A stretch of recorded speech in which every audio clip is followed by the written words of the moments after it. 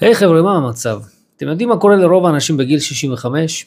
אני אגיד לכם, הם מגלים שהכסף שהם חסכו לא מספיק. הם מגלים שביטוח לאומי נותן בממוצע 2,500 שקלים, הפנסיה בדרך כלל חצי ממה שהם קיבלו כמשכורת, ווואלה, החיים הופכים להיות לסופר סופר קשים, מה גם יש עוד הרבה מאוד שנים לחיות.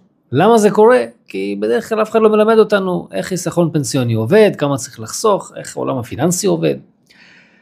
אתם בכלל יודעים כמה כסף אתם צריכים לפנסיה כדי לממן את החיים שלכם בפרישה? או שאתם יודעים איפה הכסף הזה מושקע?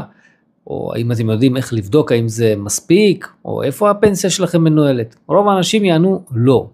והבעיה האמיתית שגם הבנקים, גם חברות ביטוח והרבה מאוד גורמים לא באמת רוצים לראות אתכם מבינים בתחום הזה.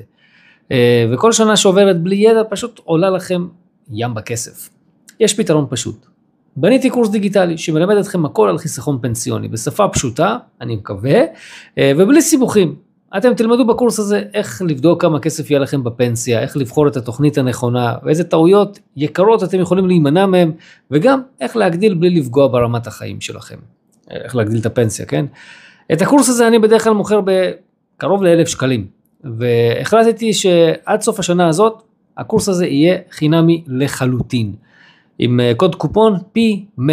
אז תיכנסו לאתר כוכב פיננסי, אני שם לכם קישור בתחתית השורט הזה, תקנו את הקורס, תשימו קופון P100, P באנגלית ו100, תקבלו את כל הקורס הזה בחינם לגמרי. למה?